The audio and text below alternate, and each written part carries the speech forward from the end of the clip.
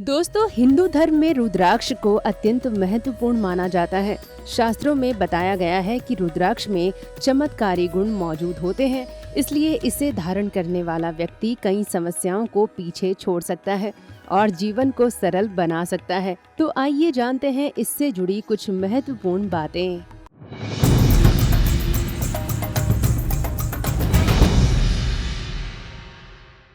हिंदू धर्म के अनुसार रुद्राक्ष दो शब्दों से बना है, जिसमें रुद्र का अर्थ है महादेव और अक्ष का अर्थ है आंसू।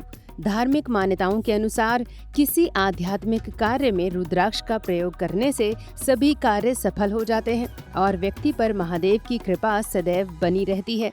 शास्त्रों में ये भी बताया गया है कि यदि व्यक्ति सही समय पर और विशेष नियमों का पालन करके रुद्राक्ष धारण करता है तो उसे सभी प्रकार के कष्टों से मुक्ति मिल जाती है, साथ ही उसे सुख समृद्धि की प्राप्ति भी हो जाती है। अब सवाल ये उठता है कि रुद्राक्ष की उत्पत्ति कहाँ हुई, तो इसका जवाब हम आपको एक कहानी में सुनाएंगे। दोस्तों, महाभारत की एक कथा के अनुसार जब शिव और पार्वती के पुत्र स्कंद ने तारकासुर का वध कर दिया तो उसके 3 पुत्रों ने तपस्या करके ब्रह्मा जी से 3 ऐसे शहर या पुर मांग लिए, जिनमें एक आकाश में उड़ता था, दूसरा जमीन पर चलता था और तीसरा अंतरिक्ष में तैरता था।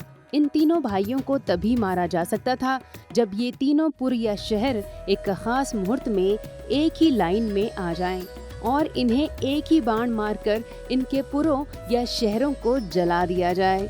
इसके बाद तीनों भाइयों ने आतंक मचा दिया। तब देवताओं की प्रार्थना पर भगवान शिव ने अपने पिनाक धनुष पर एक दिव्य बाण चढ़ा लिया और आंखें खोलकर उस खास मुहूर्त की प्रतीक्षा करने लगे, जिसमें वे बाण चलाकर इन तीनों पुरों और तीनों भाइयों का वध कर सकें। दोस्तों, आखिरकार वो मुहूर्त आ गया और महादेव ने अपने एक ही बाण से तीनों पुरों और तीनों भाइयों का वध कर दिया और संसार में त्रिपुरातंक के नाम से जाने गए। इस महान कार्य के बाद जब भगवान शिव एकटक आंखें खोलकर निशाने जमाए रहे, इस दौरान उनकी आंख से आंसू की एक बूंद भी गिरी जो रुद्राक्ष में बदल गई। परंतु कुछ महाकाव्य ऐसे भी हैं जिनसे रुद्राक्ष की उत्पत्ति पर एक अन्य कहानी सुनने को मिलती है।